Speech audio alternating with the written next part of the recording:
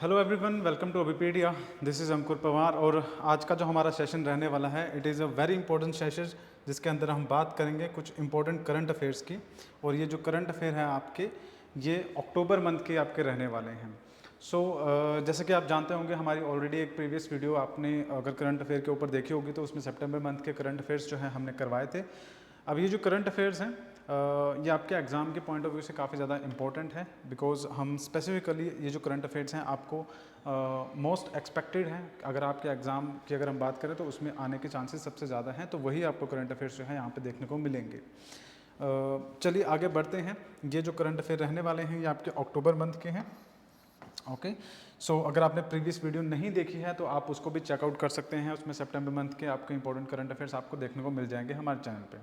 इसके अलावा अगर बात करें तो अगर आप रेवेन्यू अकाउंटेंट इस एग्ज़ाम की तैयारी कर रहे हैं तो आपके लिए एक इन्फॉर्मेशन है कि अभिपीडिया की तरफ से जो कोर्स है हमारा वो लॉन्च किया गया है। जो कोर्स है उससे रिलेटेड अगर आपको इन्फॉर्मेशन चाहिए तो डिस्क्रिप्शन में आपको लिंक भी अवेलेबल हो जाएगा। इसके अलावा अगर आप चाहें तो आप हमें इन नंबर्स पे कांटेक्ट भी कर सकते हैं। यहाँ पे आपको नंबर जो है वो मेंशन दिख जाएगा। It is 7837773651। आप इन नंबर्स पे भी कांटेक्ट कर सकते हैं और जो भी इंफॉर्मेशन आपको एग्ज़ाम से रिलेटेड चाहिए या फिर अगर आप कोर्स को परचेज करना चाहते हैं तो वो भी आप कर सकते हैं। इसके अलावा हमारी वेबसाइट भी है जो कि abhipedia.abhimanyu.com के नाम से है, आप वहाँ पर भी चेकआउट कर सकते हैं। चलिए अपने लेक्चर की जो शुरुआत है वो आगे करते हैं और देखते हैं कि अक्टूबर मंथ के अंदर कौन कौन सी इंपॉर्टेंट इवेंट्स जो हैं वो हुई हैं जो कि हमारे एग्ज़ाम में जहाँ से क्वेश्चन बन सकते हैं। तो सबसे पहले अगर बात करें, lieutenant general Asim Malik appointed as a new Pakistan ISI chief. तो आईएसआई के बारे में आपको पता ही होगा। इंटरनेशनल ये आपका इंटर सर्विस इंटेलिजेंस यूनिट है और किसकी है? पाकिस्तान की है।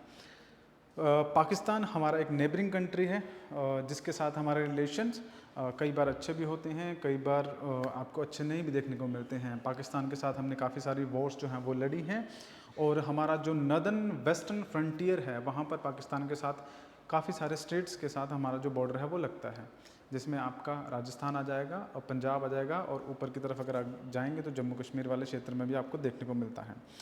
तो पाकिस्तान में अभी अगर देखें तो शहबाज शरीफ जो है वहाँ के प्राइम मिनिस्टर हैं। इससे पहले वहाँ के जो प्राइम मिनिस्टर थे वो आपके जो इमरान खान थे वो थे, और इमरान खान को सत्ता से हटा दिया गया या फिर उनकी जो सरकार थी उसको गिरा दिया गया 5 साल पूरे होने से पहले। पाकिस्तान में इसी तरह से होता है कि हर 5 साल का जो टर्म है उसको कंप्लीट होने से पहले सरकार जो है वो गिर जाती है। अब पाकिस्तान के बारे में खास बात यह है कि पाकिस्तान की जो गवर्नमेंट है और वहाँ की जो मिलिट्री है वो आपस में इंटरलिंक्ड है। आई मीन कि वहाँ की जो गवर्नमेंट है उसके ऊपर वहाँ की मिलिट्री का काफ़ी अच्छा खासा इन्फ्लुएंस है, और इस वजह से जो ये आप इसे कह सकते हैं कूप होती है या फिर जो सरकार गिराई जाती है उसमें मिलिट्री का भी बहुत अच्छा खासा रोल होता है। तो जब भी सरकार बनती है तो उस टाइम पे सरकार में तो फेरबदल होता ही है, बट उसके साथ साथ ये जो एजेंसीज़ है जैसे कि इनकी आईएसआई है या फिर इनकी मिलिट्री है, उनके जो चीफ्स हैं उनमें भी बदलाव होता है। अब ये जो हमारा करंट अफेयर है वो इम्पोर्टेंट क्यों बनता है, मतलब पाकिस्तान में कुछ हो रहा है हमारे लिए क्यों इम्पोर्टेंट है या फिर हमारे एग्जाम में क्यों ये आएगा। तो देखिए, जैसा मैंने आपको बताया कि पाकिस्तान के साथ हमारी काफ़ी सारी वॉर्स हो चुकी हैं और पाकिस्तान में छोटा मोटा कोई भी अगर बदलाव होता है तो वो इंडिया को ज़रूर इफेक्ट करता है। और यहाँ पर तो बात फिर भी जो है वो आईएसआई के चीफ की हो रही है। तो ये जो करंट अफेयर है आपके लिए काफ़ी इंपॉर्टेंट बनता है, क्योंकि आईएसआई का चीफ ही होता है जो पाकिस्तान की एक्सटर्नल पॉलिटिक्स को इन्फ्लुएंस करता है। External policies in the sense कि जो फॉरेन पॉलिसीज होती है उसमें इन्फ्लुएंस ज़रूर रहता है एक आईएसआई चीफ का। और जिस तरह से इंडिया के अंदर अपॉइंटमेंट जो है वो आपकी सेंट्रल गवर्नमेंट के थ्रू होती है, सरकार के थ्रू होती है, यहाँ पर भी पाकिस्तान में भी उसी तरह से आईएसआई चीफ की जो अपॉइंटमेंट है वो होती है, बट उसके अंदर मिलिट्री का रोल काफ़ी ज़्यादा रहता है। ठीक है, तो करंट अफेयर आप याद रखेंगे कि लेफ्टिनेंट जनरल असीम मलिक जो है ये न्यू अपॉइंटमेंट है पाकिस्तान की आईएसआई चीफ की, और ये आईएसआई जो है पाकिस्तान की क्या है? इंटेलिजेंस यूनिट है। जिस तरह से इंडिया की अगर मैं बात करूँ तो हमारे यहाँ पे रॉ है, उसी तरह से पाकिस्तान की आईएसआई जो है वो एक इंटेलिजेंस यूनिट है। और ये किसकी जगह पे अपॉइंट होंगे? ये आप ऑलरेडी जो इनसे पहले थे वो जनरल नदीम अंजुम थे। अगर बात करें जनरल मोहम्मद असीम मलिक की तो काफ़ी ज़्यादा प्रोमिनेंट फिगर है पाकिस्तान की मिलिट्री के अंदर या फिर पाकिस्तान के डिफेंस के अंदर इनके काफ़ी अच्छे रिलेशंस भी रहे हैं, क्योंकि इन्होंने ऑलरेडी जो अपनी पढ़ाई थी वो बाहर से की थी, तो बाहर की कंट्रीज़ में इनके अच्छे खासे रिलेशन है, जो कि पाकिस्तान को हो सकता है किसी तरह से हेल्प भी प्रोवाइड करे। तो आपको खैर इस करंट अफेयर में क्या याद रखने की ज़रूरत है कि ISI के न्यू चीफ जो है वो अपॉइंट हुए हैं, जो कि लेफ्टिनेंट जनरल असीम मलिक हैं, जो कि आपके एग्जाम में पूछा जा सकता है। इसके अलावा बात करें इंडिया के अंदर AP सिंह जो है उनको new chief of air staff जो है वो अपॉइंट किया गया है। अगर एयर चीफ मार्शल की बात करें, मतलब पहले जो ये थे, ये पहले आपके चीफ मार्शल थे AP सिंह, जिनको ऑफिशियली क्या है chief of the air staff जो है बना दिया गया। Chief of the air staff का मतलब है it is the highest post जो कि आपका जो एयर डिफेंस है उसके अंदर या एयर स्टाफ के अंदर जो है वो दी जाती है, ठीक है। और ये जो इनकी अपॉइंटमेंट है ये एक इवेंट के थ्रू हुई है, जो कि आपका वायु भवन एयर हेडक्वार्टर्स में हुई है। वहाँ पर इनको जो है new chief of air staff जो है वो अपॉइंट किया गया। अगर बात करें AP सिंह के बारे में, तो ये आपके इंडक्ट हुए थे 1984 में, ठीक है, एयरफोर्स के अंदर।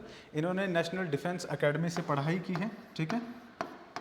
और इनको काफ़ी सारे जो अवार्ड्स सम्मान जो है वो भी मिले हैं, जैसे अति विशिष्ट वायु सम्मान जो होता है वो सारे जो अवार्ड्स हैं वो भी इनको यहाँ पे मिले हैं। तो पॉइंट ये है कि काफ़ी प्रोमिनेंट फिगर है हमारे इंडिया के अंदर, और काफ़ी टाइम से एयरफोर्स के अंदर सर्व कर रहे हैं, लगभग 1984 से ये है सर्विस में है। और इनके जो रिकॉर्ड है उसको देखते हुए या फिर इनका जो वर्क है उसको देखते हुए इनको जो chief of the air staff जो है वो इंडियन एयरफोर्स के अंदर जो है अब अपॉइंट किया गया है, मतलब कि ये जो है एयरफोर्स को अब हेड करेंगे। तो ये इंपॉर्टेंट तो आपके लिए ऑब्वियसली इंपॉर्टेंट है ही है, क्योंकि इंडिया से संबंधित है, तो आप इसको ज़रूर ध्यान में रखिएगा। नाम याद रखने की ज़रूरत है आपको, क्योंकि ये पूछा जा सकता है, क्योंकि न्यू अपॉइंटमेंट्स होती है ना, उनके ऊपर काफ़ी सारे क्वेश्चंस आते हैं। और ऐसा भी नहीं है कि अब ये अगर एयर चीफ हैं तो ऑल्दो ये जो डोमेन है एयर चीफ या फिर air chief of air staff काफ़ी बड़ा है, but we can not exclude कि ये नहीं आ सकता, बट डेफिनेटली जो क्वेश्चन है वो पूछा जा सकता है। नेक्स्ट बात करते हैं हमारी काज इन 2024 के बारे में। काज इन क्या है? ये देखिए एक मिलिट्री एक्सरसाइज है, ठीक है, जॉइंट मिलिट्री एक्सरसाइज है between the Kazakhstan, government of the Kazakhstan and military of the Kazakhstan and between India या फिर इंडियन गवर्नमेंट या इंडिया की मिलिट्री के बीच में। इसमें अगर बात करें, ये जो एडिशन था cause in 2024, it is the 4th edition military exercise between India and the Kazakhstan. और इसकी ये जो ये मिलिट्री एक्सरसाइज है ये आपकी कहाँ हुई है? उत्तराखंड के अंदर हुई है। उत्तराखंड में कहाँ? औली, AULI, यहाँ पर ये उत्तराखंड के अंदर जगह है, वहाँ पर ये मिलिट्री एक्सरसाइज हुई है। अब रिलेवेंस की बात करें कि करंट अफेयर किस तरह से रिलेवेंट है हमारे एग्जाम के लिए, तो देखिए ये सिंपल सा लॉजिक है। जितने भी आपके डिफेंस रिलेटेड एक्सरसाइज होती हैं ये सबसे ज़्यादा इंपॉर्टेंट या सबसे ज़्यादा फेवरेट क्वेश्चंस होते हैं किसी भी एग्जामिनर के, ठीक है, क्योंकि इंडिया का जो डिफेंस है ये बहुत ज़्यादा इंपॉर्टेंट है। हमारी कंट्री जो है वो दो साइड से, अगर बात करें चाइना और पाकिस्तान, दोनों साइड से हमारे हैं, नॉर्थ ईस्टर्न और नॉर्थ वेस्टर्न साइड में देखने को मिलता है। तो हमारा जो डिफेंस है वो अपने आप में एक इंपॉर्टेंट सेक्टर बन जाता है या फिर इंपॉर्टेंट आस्पेक्ट बन जाता है इंडिया का, ठीक है। तो उससे रिलेटेड अगर कुछ भी होता है तो वो हमारे एग्जाम पॉइंट ऑफ व्यू से इंपॉर्टेंट बनता है। खैर, कजाकिस्तान की अगर बात करें तो ये इंडिया के नॉर्थ में, मतलब बिल्कुल आपका जो है नॉर्थ की साइड में आपको देखने को मिलेगा। वहाँ पे कई कंट्रीज है, कजाकिस्तान, उज्बेकिस्तान, ठीक है, अफगानिस्तान से ऊपर की तरफ को सेंट्रल एशिया में बेसिकली ये कंट्री पड़ती है। और इनके साथ हमारा जो 8th एडिशन था वो एक्सरसाइज का हुआ था। इसके अंदर अगर हम देखें तो हमारी कुमाऊं रेजिमेंट मतलब उत्तराखंड का हिस्सा है कुमाऊं, वहीं के कुमाऊं रेजिमेंट के लगभग 150 जो हैं सोल्जर्स थे, उन्होंने पार्टिसिपेट किया था इसके अंदर। और दूसरा जो था वो कजाकिस्तान की आर्मी के मिलिट्री के लोग थे जिन्होंने पार्टिसिपेट किया था। अब अगर हम मिलिट्री एक्सरसाइज के बारे में समझने की कोशिश करें कि मिलिट्री एक्सरसाइज होता क्या है, क्या रिलेवेंस है, क्यों ये की जाती हैं, तो देखिए जैसे मैंने आपको बताया कि भारत अपने दुश्मनों से घिरा हुआ है दोनों तरफ से, और चाइना के साथ अभी हमारे थोड़े से रिलेशन ठीक होने स्टार्ट हुए हैं। अभी स्टेटमेंट आई थी जिसके अंदर जो चाइना के साथ हमारा स्टैंड ऑफ था LAC पे, उसको थोड़ा सा अब थोड़ा रिलैक्सेशन वहाँ पे मिला है। चाइना जो है एग्री किया है कि वो पीछे हट जाएगा, और जिस तरह की एक्टिविटीज़ चल रही थी, जो चल रहा था टसल इंडिया चाइना के बीच में, वो थोड़ा सा रिलीज़ हमें टेंशन देखने को मिलती है। बट कभी भी हम चाइना को सीरियसली ऐसा नहीं मान के चल सकते, क्योंकि चाइना एक ऐसी कंट्री है जो कभी भी डायरेक्टली इंडिया के ऊपर मतलब किसी तरह का कोई अटैक करे, इसके चांसेस बहुत कम है। बजाय इसके पाकिस्तान के चांसेस काफ़ी बनते हैं, बट चाइना के नहीं बनते। लेकिन चाइना ऐसा ज़रूर कोशिश करता है कि चाइना जो है इंडिया को किसी ना किसी काम में या किसी ना किसी इस तरह की चीज़ों में इन्वॉल्व रखे, ताकि जो इंडिया है वो इंडिपेंडेंटली इकोनॉमिकल डेवलपमेंट जो कर रहा है या फिर दूसरे एरियाज़ में डेवलपमेंट कर रहा है वो ना कर पाए। क्योंकि चाइना जो है इंडिया को एज अ थ्रेट देखता है, क्योंकि साउथ ईस्ट एशिया में या फिर एशिया की अगर बात करें तो वहाँ पे आज के टाइम पे 2 ही कंट्रीज़ आपको नज़र आएंगी, one is China and the second is India. तो चाइना को डायरेक्टली टक्कर जो है इंडिया से मिलती है, दैट्स वाई चाइना जो है इंडिया को इन चीज़ों में इन्वॉल्व रखता है। अब ये जो एक्सरसाइज है, मिलिट्री एक्सरसाइज, ये किस तरह से रिलेवेंट बनती है, वो इस तरह से देखिए, जितने भी हमारे पड़ोसी होते हैं, ये सिंपल चीज़ आप जानते होंगे कि हमें पड़ोसियों के साथ अपने संबंध अच्छे रखने चाहिए, क्योंकि एट द एंड हमारे जो पड़ोसी हैं वही काम आते हैं। अगर हमारे यूएसए के साथ रिलेशन अच्छे हैं, रशिया के साथ रिलेशन अच्छे हैं, वो एक डिफरेंट चीज़ है, बट हमारे नेबरिंग जितने और अदर कंट्रीज़ हैं उनके साथ जितना ज़्यादा हो सके हमें रिलेशन अच्छे रखने पड़ते हैं।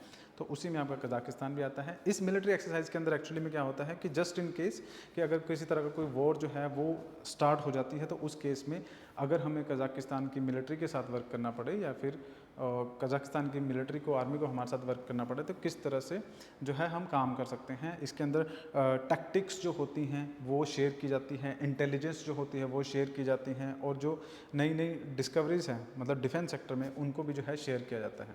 तो ये फ़ायदेमंद रहता है दोनों कंट्रीज़ के लिए, इसलिए ये जो मिलिट्री एक्सरसाइज आपकी होती हैं। तो आप इस करंट अफेयर में याद क्या रखेंगे कि काज इंद एक्सरसाइज है 2024 के अंदर हुई है, ये 8th एडिशन है जो कि ओली उत्तराखंड में हुआ है, और ये बिटवीन द 2 नेशन कौन कौन से, इंडिया और कजाकिस्तान के बीच में हुआ है। तो ये आप इजीली याद रख सकते हैं क्योंकि इसका नाम काज इंद, that mean Kazakhstan and India. ठीक है, ये 2-4 चीज़ें अगर आप याद रखेंगे तो आपका एग्जाम में यहाँ से जो भी क्वेश्चन बनता है वो आप इजीली कर पाएंगे। और अगर डेट की बात करें तो ये अक्टूबर मंथ में ही है, तो क्योंकि करंट अफेयर सारे अक्टूबर के हैं तो अक्टूबर मंथ में ही ये एक्सरसाइज जो है वो हुई है। नेक्स्ट बात करते हैं भारत जन के बारे में। भारत जन क्या है?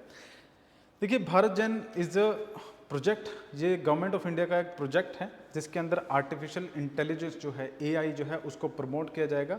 इसके थ्रू ये जो प्रोजेक्ट है इसके थ्रू क्या होगा, आर्टिफिशियल इंटेलिजेंस के थ्रू कई तरह की जो चीज़ें हैं उनको डेवलप किया जाएगा, जैसे कि कुछ टेक्स्ट जो होंगे उनको डेवलप किया जाएगा, इमेजेस और इवन जो साउंड्स हैं वो भी इसके थ्रू जो है जनरेट की जाएगी आर्टिफिशियल इंटेलिजेंस के थ्रू, और ये हेल्प करेगी इंडिया को आर्टिफिशियल इंटेलिजेंस के सेक्टर में सबसे आगे लेके जाने के लिए।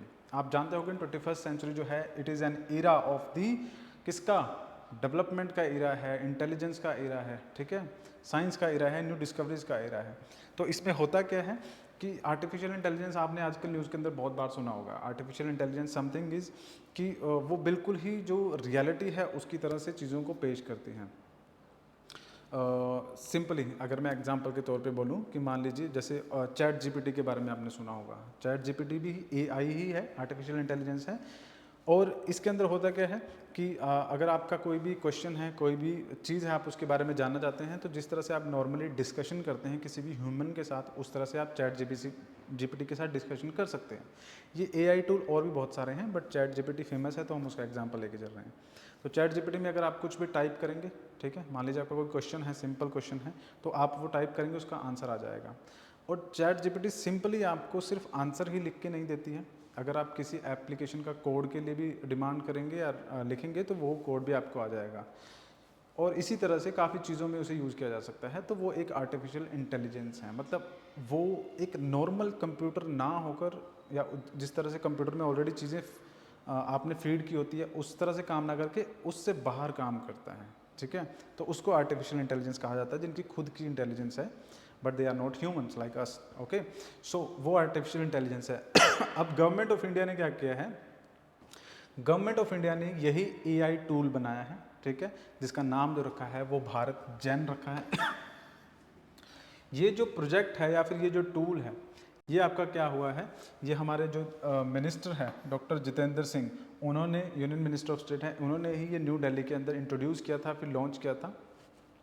इसके अंदर आईआईटी जो है, आईआईटी बॉम्बे इसमें काम करेगी गवर्नमेंट के साथ। और ये जो टूल है ये क्या हेल्प करेगा कि इंडिया में जो टेक्नोलॉजी है, आर्टिफिशियल इंटेलिजेंस की टेक्नोलॉजी है, उसको जगह जगह तक पहुंचाना, देश के हर एरिया में पहुंचाना, ठीक है, ताकि इंडिया जो है एक नई जो पावर है या फिर इस एरिया में, आर्टिफिशियल इंटेलिजेंस के एरिया में वर्ल्ड में सबसे आगे जो है वो बढ़ सके। तो उसके ऊपर ये जो काम है गवर्नमेंट की तरफ से स्टार्ट किया गया है। आप इसमें देख सकते हैं, it aims to make India as a global leader in the artificial intelligence. तो ये गवर्नमेंट का इनिशिएटिव है और इसके अंदर आईआईटी बॉम्बे भी उसमें साथ में काम करेगा। तो आपके क्वेश्चन कहाँ से बन सकते हैं उसके बारे में बात करते हैं। देखिए, सबसे पहले तो भारत जन आपको याद रखना पड़ेगा।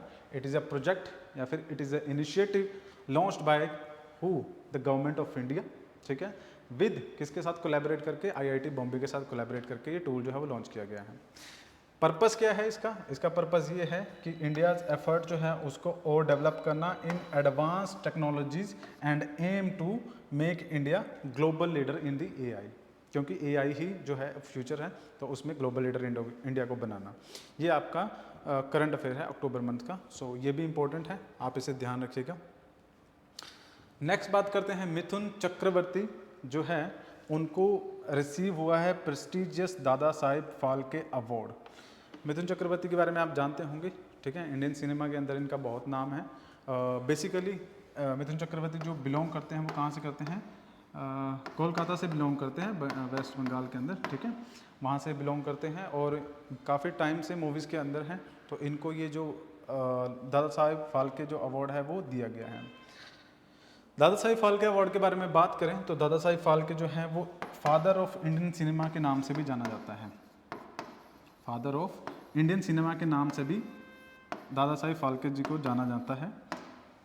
ये दादा साहिब फाल्के जो थे, इन्होंने पहली एक फुल पिक्चर जो है इंडिया के अंदर बनाई थी जिसका नाम था राजा हरिश्चंद्र, ठीक है। ये पहली फुल पिक्चर थी, मतलब छोटे छोटे पिक्चर्स और भी होंगी, बट पहली जो पिक्चर थी वो आपका फुल राजा हरिश्चंद्र ये हमें देखने को मिलती है। और ये दादा साहिब फाल्के ही थे जिन्होंने इसके बारे ये मूवी जो है बनाई थी। दादा साहिब फाल्के एक अच्छे प्रोड्यूसर भी थे, डायरेक्टर भी थे और स्क्रीन राइटर भी थे, ठीक है, राइटिंग भी करते थे। तो लगभग 1913 के अंदर ये जो है हमें देखने को मिलती है मूवी।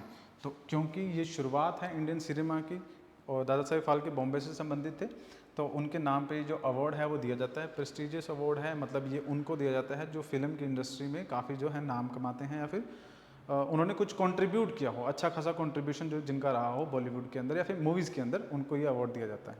तो इस साल की अगर बात करें तो यहाँ पर मिथुन चक्रवर्ती जो है उनको ये अवार्ड जो है वो दिया गया है, ठीक है। तो ये चीज़ें आप याद रखेंगे। नेक्स्ट अगर बात करें India launches cruise Bharat mission to boost the tourism. तो दो चीज़ें हैं आपको स्टार्टिंग में ही नज़र आ रही है कि यहाँ पे कोई मिशन लॉन्च किया गया है जिसका नाम है क्रूज भारत मिशन, और इसका जो मेन पर्पस है it is about to boost the tourism. Indian government उन्होंने प्रमोट किया है क्रूज टूरिज्म को और इसको लॉन्च करने वाले थे हमारे यूनियन मिनिस्टर श्री सर्बानंद सोनोवाल। आप यहाँ पे पिक्चर देख सकते हैं। इन्होंने ऑफिशियली जो मुंबई पोर्ट से ये जो इनिशिएटिव है या फिर ये मिशन है इसको लॉन्च किया है। अब इस मिशन के बारे में अगर बात करें तो इसका रीज़न क्या है? देखिए, क्रूज टूरिज्म जो होता है ना, जिसके अंदर क्या होता है कि क्रूज आपने शिप देखा होगा, ठीक है, तो उस शिप के थ्रू जो टूरिज्म है उसको प्रमोट करने को क्रूज टूरिज्म का जो है कहा जाता है, ठीक है। इंडिया के अंदर अगर देखा जाए तो इस तरह से बहुत ज़्यादा आपको ऐसे क्रूज शिप्स नहीं मिलेंगे, बहुत रेयरली देखने को मिलता है। और इसमें अगर ऑल ओवर इंडियन पॉपुलेशन की बात करें तो बहुत ज़्यादा इन्वॉल्व भी नहीं है क्रूज टूरिज्म के अंदर, ठीक है। तो इस चीज़ को बढ़ाने के लिए, इस टूरिज्म को बढ़ाने के लिए थ्रू द क्रूज शिप्स ये जो मिशन है आपका वो आपका लॉन्च किया गया है। और इसमें जो जब मुंबई से इस जो मिशन को इसको लॉन्च किया गया तो वहाँ पर एक क्रूज शिप था जिसका नाम था एम्प्रेस, उसके थ्रू जो है ये क्रूज मिशन जो है उसको लॉन्च किया गया। अब इसमें गवर्नमेंट का इनिशिएटिव क्या है, क्योंकि सेंट्रल गवर्नमेंट के थ्रू ये जो इनिशिएटिव है वो लॉन्च किया जा रहा है, तो इसमें इनिशिएटिव के अंदर मेन मुद्दा क्या है कि 2029 तक जो टूरिज़्म है, ठीक है, जो क्रूज शिपिंग इंडस्ट्री में यहाँ पे टूरिज्म देखने को मिलता है उसको गवर्नमेंट का डबल करने का टारगेट है 2029 तक। इससे होगा क्या कि टूरिज्म की जो संभावनाएं वो बढ़ेंगी, बाहर से जो दूसरी कंट्रीज से टूरिस्ट हैं वो इंडिया के अंदर आएंगे और वो आएंगे तो इंडियन इकोनॉमी को बूस्ट मिलेगा, ठीक है। तो इसके लिए ये जो इनिशिएटिव है वो आपका स्टार्ट किया गया है। तो अब ध्यान रखिएगा, 2-4 चीज़ें हैं कि क्रूज भारत मिशन जो है वो स्टार्ट किया गया है। It is for the boost करने के लिए टूरिज्म को, और ये by the government of India है। यूनियन मिनिस्टर श्री सर्बानंद सोनोवाल, इन्होंने जो ऑफिशियली है इसको लॉन्च किया। कहाँ से लॉन्च किया? मुंबई पोर्ट से लॉन्च किया, और वहाँ पर ही इन्होंने जो क्रूज शिप है एम्प्रेस, उसके साथ इसको मिशन को जो है वो लॉन्च किया है। टारगेट 2029 तक जितना भी क्रूज टूरिज्म है उसको डबल करने का है। नेक्स्ट बात करते हैं धरती आभा जनजातीय ग्राम उत्कर्ष अभियान। काफ़ी इम्पोर्टेंट है। धरती आभा जनजातीय ग्राम उत्कर्ष अभियान, प्रधानमंत्री नरेंद्र मोदी जी ने ये मिशन जो है उसको लॉन्च किया है, ठीक है। और कहाँ पर किया है? हजारीबाग झारखंड में इस मिशन को लॉन्च किया है। किस दिन किया है? एज द डेट, जो बर्थ डेट है महात्मा गांधी जी की 2 अक्टूबर, उस दिन पे, ठीक है। अक्टूबर मंथ के हैं तो 2 अक्टूबर को इसको लॉन्च किया गया है।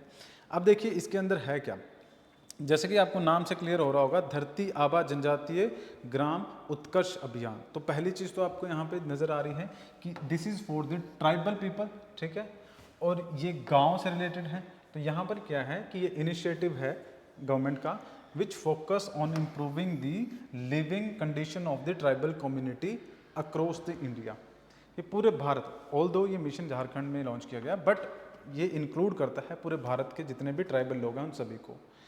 गवर्नमेंट ऑफ इंडिया का इनिशिएटिव है। अब इसके अंदर क्या है ना, लगभग 79,000 और 80,000 करोड़ के आसपास जो पैसा है इसके अंदर खर्च किया जाएगा, जिसमें से 56,000 करोड़ जो है वो सेंट्रल गवर्नमेंट जो है वो देगी अपनी तरफ से, और बाकी का जो पैसा है वो स्टेट गवर्नमेंट लगाएंगी, ठीक है। सेंट्रल गवर्नमेंट की स्कीम है, बट यस स्टेट गवर्नमेंट भी इसके अंदर जो पैसा जो है वो लगाएंगी। और इसके अंदर होगा क्या कि जितने भी एरियाज़ हैं, जो ट्राइबल एरियाज़ हैं, वहाँ पर अगर स्कूल्स की बात करें तो वो, कॉलेज की बात करें तो वो, और इसके अलावा हॉस्पिटल्स की बात करें वो, इन सब चीज़ों को बढ़ाया जाएगा। पक्के मकान जो है एलिजिबल ट्राइबल लोगों को प्रोवाइड किए जाएंगे, ताकि उनकी जो लिविंग स्टैंडर्ड ऑफ लिविंग है उसको उठाया जा सके।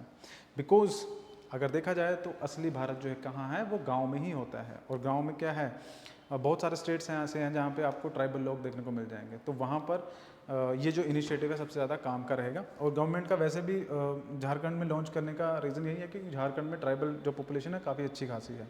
और गवर्नमेंट का जो मेन मुद्दा था इलेक्शन के टाइम पे वो ये भी था कि ट्राइबल लोग जो हैं उनकी स्टैंडर्ड ऑफ लिविंग को जो है, गरीबों को जो है वो ऊपर उठाया जाएगा। तो इसलिए ये आपका जो मिशन है लॉन्च किया गया है। आप याद रखेंगे, धरती आभा जनजातीय ग्राम उत्कर्ष अभियान by the central government launch किया गया है। कहाँ पर? हजारीबाग झारखंड में, जिसके अंदर सेंट्रल और स्टेट दोनों इकट्ठे काम करेंगे। इसमें लगभग 80,000 के आसपास जो है पैसा जो है वो इन्वेस्ट किया जाएगा। और क्यों किया जाएगा? ताकि स्टैंडर्ड ऑफ लिविंग जो है ट्राइबल लोगों का वो ऊपर उठाया जा सके। किस तरह से? स्कूल कॉलेजेस बना के, हॉस्पिटल्स बना के, और पक्के मकान जो है उनको प्रोवाइड करके। तो ये चीज़ आप ध्यान रखेंगे। नेक्स्ट बात करते हैं इंडो पैसिफिक रीजनल डायलॉग 2024। देखिए, ये इसको शॉर्ट फॉर्म में IPRD के नाम से भी जाना जाता है। ये आपका दिल्ली के अंदर स्टार्ट हुआ, और इसका जो फोकस था वो क्या था? Resource, geopolitics and security in the Indo Pacific region. अब इसके अंदर क्या है, देखिए, ये इंडो पैसिफिक रीजनल जो डायलॉग है ये एक इम्पोर्टेंट कॉन्फ्रेंस है, ठीक है, जो दिल्ली के अंदर हुई थी। इसके अंदर जो बात की जाती है वो इंडो पैसिफिक रीजन। अब इंडो पैसिफिक रीजन कौन सा हो जाता है? देखिए, इंडिया और इंडियन ओशन वाला हिस्सा, साथ में जो पैसिफिक है और उसके आसपास की कंट्री और पैसिफिक ओशन वाला हिस्सा, ये सारा आपका इंडो पैसिफिक रीजन के अंदर आता है। इस सिक्योरिटी डायलॉग के अंदर बहुत सारे जो ब्यूरोक्रेट्स थे, डिप्लोमेट्स थे, उन्होंने पार्टिसिपेट किया। और जो मेन की ऑफ डिस्कशन था वो क्या था? डिफेंस था, मैरीटाइम सिक्योरिटी था, ठीक है। की इश्यूज जो थे, it is related to the maritime security और डिफेंस रिलेटेड। और इसके अंदर आपका जो अलग अलग डिपार्टमेंट के लोग थे उन्होंने पार्टिसिपेट किया, ताकि उनके बीच में एक समन्वय बने, एक कनेक्शन बने, और साथ में जो भी इश्यूज़ हैं जो इंडो पैसिफिक रीजन में हमें देखने को मिलते हैं मैरीटाइम सिक्योरिटी से रिलेटेड, उनको रिजॉल्व किया जा सके। तो ये डायलॉग आप देखेंगे, इसमें 2-4 चीज़ें याद रखने वाली क्या है कि इंडो पैसिफिक रीजनल डायलॉग 2024 हुआ, विच इज़ इन दी, कहाँ पर? न्यू दिल्ली के अंदर देखने को मिलता है, जो कि फोकस करता है, जो थीम थी उसकी वो क्या थी? थीम वेरी इंपॉर्टेंट होती है, थीम आपको याद रखनी पड़ेगी। Resource, geopolitics and the security in the Indo Pacific region. Resource, geopolitics and the security in the Indo Pacific region. तो ये 2-4 चीज़ें हैं, अगर आप इन्हें याद रखेंगे तो ये क्वेश्चन, यहाँ टॉपिक इंपॉर्टेंट है तो यहाँ से क्वेश्चन आने के चांसेस बनते हैं। तो आपका इजीली जो क्वेश्चन है आप उसे अटेम्प्ट कर पाएंगे, ठीक है। इसके अलावा बात करें, ये काफ़ी अच्छी डेवलपमेंट है जो इंडिया से संबंधित हमें देखने को मिलती है, वो ये कि खो खो का वर्ल्ड कप जो है वो शेड्यूल हो रहा है 2025 में। कहाँ पर? इंडिया के अंदर। ध्यान दीजिएगा, ये खो खो है गेम जो हमारे इंडिया में बहुत पॉपुलर है, और उसका वर्ल्ड कप है जो कि शेड्यूल हो रहा है 2025 में। कहाँ पर? इंडिया के अंदर। इसके लिए फेडरेशन ऑफ इंडिया जो है वो भी काम करती हैं। I mean kho kho federation of India है, ये इंडिया की है। उसके अलावा इंटरनेशनल खो खो फेडरेशन भी है। इसमें अगर आप देखेंगे तो यहाँ पे समझने वाली क्या है कि यहाँ पर लगभग 24 कंट्रीज जो हैं वो एक साथ आई है फ्रॉम 6 कॉन्टिनेंट्स। जनरली यही होता है कि जब हम मान लीजिए खो खो की बात करें तो हमें ऐसा ही लगता है कि ये जो गेम है सिर्फ इंडिया के अंदर ही प्ले की जा रही है, खेली जा रही है, बट ऐसा नहीं है। 24 कंट्रीज जो हैं इस फेडरेशन के अंदर आपको देखने को मिलती हैं, अलग अलग 6 कॉन्टिनेंट से। और ये सारी कंट्रीज जो हैं इन्होंने ये वर्ल्ड कप में पार्टिसिपेट करेंगी। यस, ऑब्वियसली जो खो खो गेम है अगर देखा जाए तो वो काफ़ी पॉपुलर हो रही है, क्योंकि अगर आप देखेंगे 6 कॉन्टिनेंट्स में 24 कंट्रीज जो है इसके अंदर पार्टिसिपेट करने वाली है। दैट मीन्स कि जो गेम है ये आपकी पॉपुलर हो रही है, धीरे धीरे करके आगे बढ़ रही है, ठीक है। और इसका जो वर्ल्ड कप है वो आपको देखने को मिलेगा 2025 के अंदर, और इंडिया के अंदर ही होएगा। तो ये आपका करंट अफेयर है, तो आप इसे ज़रूर ध्यान रखिएगा। काफ़ी इंपॉर्टेंट जो इवेंट है हमें देखने को मिलती है। नेक्स्ट है आपका India joins international medical device regulation forum, ठीक है।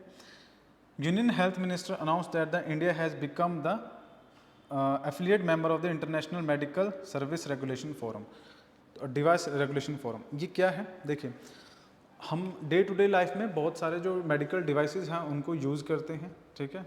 जैसे कोई भी मान लीजिए बीपी की मशीन हो जाती है या थर्मामीटर हो जाता है, अलग अलग तरह के बहुत सारे डिवाइसेस हैं जो जनरली हम यूज़ करते हैं और हम इजीली इसे किसी भी मेडिकल स्टोर से बाय कर सकते हैं।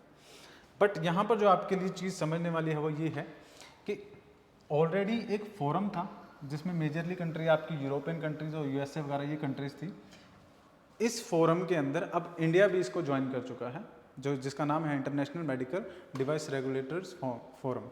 इसका काम क्या होता है? इसका काम ये होता है कि जितने भी डिवाइसेस बनाए जा रहे हैं जो मेडिकल से रिलेटेड हैं, ठीक है, मेडिकल डिवाइसेस हैं, उनको किस तरह से अप्रूवल दिया जाए, या फिर क्या वो जो स्टैंडर्ड मेंटेन करना चाहिए उन डिवाइसेस को, क्या वो स्टैंडर्ड मेंटेन करते हैं या नहीं करते हैं, और उनकी जो चेकिंग है कि किस तरह से उनकी जो क्वालिटी है वो एक्चुअली में उतनी है जो होनी चाहिए, नहीं होनी चाहिए, उसके ऊपर ये फोरम जो है वो काम करता है, ठीक है, और उनको रेगुलेट और अप्रूव करने का काम करता है। तो पहले इंडिया जो था इसका मेंबर नहीं था, बट अब इंडिया ने इसे ज्वाइन कर लिया है। इसका मतलब यही है कि अब जो इंडिया के अंदर जितने भी मेडिकल डिवाइसेस होंगे वो सारे क्या होंगे? अप्रूव्ड होंगे, प्रॉपर रेगुलेट होंगे और प्रॉपरली उसके बाद अप्रूव्ड भी होंगे गवर्नमेंट के हिसाब से, जो गवर्नमेंट रूल्स एंड रेगुलेशन जो उसमें फ्रेम की जाएगी या बनाई जाएगी उसके हिसाब से होगा, ठीक है। तो ये एक नई डेवलपमेंट जो है हमें देखने को मिलती है इंडियन मेडिकल सेक्टर के अंदर, ठीक है। तो ये सारे इंपॉर्टेंट कुछ करंट अफेयर्स थे जो कि हमारे एग्जाम पॉइंट ऑफ व्यू से ज़्यादा इंपॉर्टेंट थे, और एग्जाम में इनके आने के चांसेस काफ़ी बनते हैं। किसी भी तरह का कोई डाउट है तो आप पूछ सकते हैं। इसके अलावा अगर बात करें, आप अगर हमारे कोर्स की इन्फॉर्मेशन चाहते हैं तो हमारा एक तो डिस्क्रिप्शन में आपको लिंक मिल जाएगा, उसके अलावा आप हमारी वेबसाइट भी विजिट कर सकते हैं जो कि abipedia.abhimanyu.com के नाम से है। यहाँ पे चूज़ एग्ज़ाम का ऑप्शन है, यहाँ पर अगर आप देखेंगे तो आपको बहुत सारे एग्ज़ाम्स के सेक्शन मिल जाएंगे। अगर बात करें पंजाब के गवर्नमेंट एग्ज़ाम की, तो यहाँ पे पंजाब गवर्नमेंट एग्ज़ाम का सेक्शन आपको मिल जाएगा। आपको यहाँ पे पूरा एक ऑल इंक्लूसिव सब्सक्रिप्शन भी मिल जाएगा अगर आप उसे बाय करना चाहते हैं।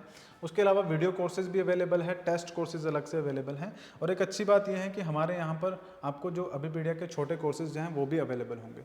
ये छोटे कोर्सेज में क्या है ना, आप particularly subject wise, topic wise, जो भी आपका टॉपिक आपको लगता है डिफ़िकल्ट है उसके हिसाब से आप उन टॉपिक्स को बाय कर सकते हैं।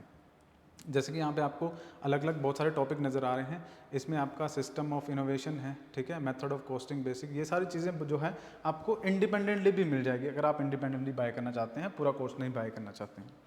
तो अगर इसके अलावा और किसी भी तरह की कोई इन्फॉर्मेशन हो या फिर कोई भी क्वेश्चन हो, आप तो कमेंट सेक्शन में डेफिनेटली पूछ सकते हैं।